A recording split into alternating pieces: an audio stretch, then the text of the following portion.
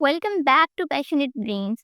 क्या आपने कभी सोचा है कि हर चीज़ जो हम देखते हैं, हमारी बॉडी जैसे कि एक बुक, एयर, वाटर, जो चीज़ हम नहीं देखते वो भी, वो सब चीज़ें किस चीज़ से मिलकर बनी होती हैं? There are made up of tiny invisible things called atom. लेकिन एक एटम अंदर से कैसा होता है? एक एटम के अंदर क्या होता है? एक एटम का क्या स्ट्रक्चर होता है? और एक एटम की क्या अरेंजमेंट होती है? तो ये सारी चीज़ें हम आज के लेक्चर में कवर करेंगे। लास्ट लेक्चर में हमने कवर किया था कि एक एटम के अंदर इलेक्ट्रॉन्स, प्रोटॉन्स और न्यूट्रॉन्स होते हैं। आज के लेक्चर में हम देखेंगे कि इन तीनों के अलावा एक एटम में क्या हो सकता है और इनकी क्या अरेंजमेंट है। So let's start. 1911 के अंदर एक साइंटिस्ट थे, लॉर्ड रुदरफोर्ड। उन्होंने एक स्मार्ट एक्सपेरिमेंट किया 1911 के अंदर। उन्होंने गोल्ड फॉइल का यूज़ करते हुए एक एक्सपेरिमेंट किया, एक बहुत ही थिन सी गोल्ड फॉइल, जैसे कि एक पेपर की शीट होती है वैसे। उन्होंने उसपे क्या किया, एक गोल्ड फॉइल के ऊपर टाइनी पार्टिकल्स को शूट किया। He shoot tiny particles at a thin gold foil. एक बहुत ही थिन गोल्ड फॉइल पे उन्होंने टाइनी पार्टिकल्स को शूट किया।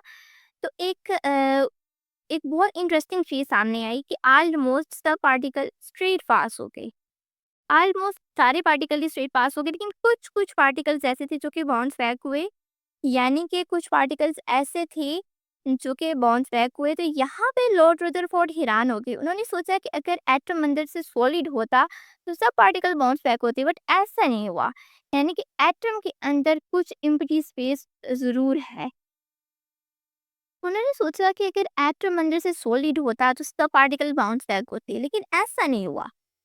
तो इसका ये मतलब हुआ कि एटम के अंदर कुछ एम्प्टी स्पेस भी है। एटम के अंदर कुछ सॉलिड भी है और कुछ एम्प्टी स्पेस भी है। तभी तो particle straight forward move move हुए और एटम बाउंस बैक भी हुए। तो उन्होंने कहा कि एटम के सेंटर में एक टाइनी हैवी सेंटर होता है जिसको न्यूक्लियस कहते हैं। तो टेक्निकली हमें दो चीज़ें पता चली कि एक तो उसमें न्यूक्लियस है, एक उसमें कुछ एम्प्टी स्पेस है। तो एक हो गया न्यूक्लियस और एक एम्प्टी स्पेस जहाँ पर इलेक्ट्रॉन्स रिवॉल्व कर रहे होते हैं, इलेक्ट्रॉन्स घूमते हैं शैलीय ऑर्बिट्स के अंदर। तो 2 चीज़ें हमें यहाँ पर पता चलती हैं कि एक तो न्यूक्लियस हो गया और एक वो एम्प्टी स्पेस होगी जहाँ पर इलेक्ट्रॉन्स रिवॉल्व करते हैं ऑर्बिट्स के अंदर, जिन्हें शैलीय ऑर्बिट कहते हैं। एंड न्यूक्लियस के अंदर प्रोटॉन और न्यूट्रॉन होते हैं और इलेक्ट्रॉन जो है वो बाहर ऑर्बिट्स के अंदर रिवॉल्व कर रहे होते हैं।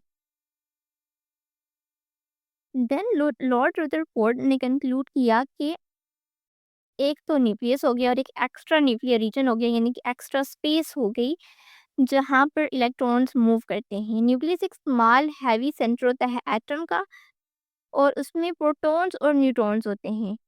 एंड एक्स्ट्रा न्यूक्लियर रीजन एक आउटर पार्ट होता है जहाँ पर इलेक्ट्रॉन्स शेल या ऑर्बिट्स के अंदर रिवॉल्व कर रहे होते हैं। As you can see in this picture कि इलेक्ट्रॉन्स जो है वो रिवॉल्व कर रहे हैं ऑर्बिट्स के अंदर न्यूक्लियस के आउटसाइड पे। न्यूक्लियस की बाहर वाली साइड पे शेल्स में इलेक्ट्रॉन्स रिवॉल्व कर रहे हैं। तो दो चीज़ें हमें पता चली कि एक तो न्यूक्लियस हो गया और एक एक्स्ट्रा स्पेस होगी। तो बेसिकली एटम के स्ट्रक्चर के अंदर एक न्यूक्लियस होता है जिसमें प्रोटॉन्स और न्यूट्रॉन्स होते हैं और एक एक्स्ट्रा न्यूक्लियर रीजन होता है जहाँ पर इलेक्ट्रॉन्स रिवॉल्व कर रहे होते हैं शेलीय ऑर्बिट्स के अंदर। तो बेसिकली ये होता है एक एटम का स्ट्रक्चर। नेक्स्ट, एक एटम के अंदर हमने 3 पार्टिकल को स्टडी किया है, electrons, protons and neutrons.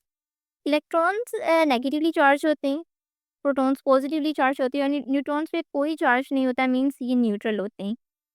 And math जो होता है इलेक्ट्रॉन्स का बहुत लाइट होता है, बट प्रोटॉन के केस में जो मास है वो हैवियर होता है देन इलेक्ट्रॉन्स। एंड न्यूट्रॉन के केस में जो almost the same weight as proton, just a tiny bit heavier. And electrons का बहुत लाइट वेट होता है, बहुत मास बहुत लो होता है। And protons much heavier than electron. Very interesting fact about nucleus, एक न्यूक्लियस के अंदर वन ओवर एक एटम के अंदर 1/100,000 पार्ट जो होता है वो साइज का वो न्यूक्लियस होता है। Nucleus is only 1/100,000 part of atom size, लेकिन उसमें 99.9% जो मास होता है एक एटम का वो न्यूक्लियस का वेट होता है। दिस मीन्स एटम का सारा वेट ऑलमोस्ट न्यूक्लियस में ही होता है। है ना इंटरेस्टिंग बात कि एक एटम का ओनली 1/100,000 पार्ट है न्यूक्लियस, लेकिन 99.9% जो एटम का वेट है वो सब न्यूक्लियस में ही होता है। तो अब हमें पता चला कि एक एटम सिर्फ छोटी सी चीज़ नहीं होती, उसके अंदर भी बहुत सारी छोटी-छोटी चीज़ें और होती हैं, जैसा कि एक न्यूक्लियस होता है, उसके आस-पास इलेक्ट्रॉन्स रिवॉल्व कर रहे होते हैं, बिल्कुल एक सोलर सिस्टम की तरह। न्यूक्लियस एक सन है और उसके आस-पास इलेक्ट्रॉन्स रिवॉल्व कर रहे हैं ऑर्बिट्स के अंदर। तो अगर आपको ये वीडियो इंटरेस्टिंग लगा हो तो लाइक ज़रूर करना, कमेंट में लिखना जो भी आपको सबसे ज़्यादा अमेजिंग पार्ट लगा हो। चैनल को सब्सक्राइब करना मत भूलना एंड ताकि हम मिलकर और भी केमिस्ट्री के वंडर्स को एक्सप्लोर कर सकें।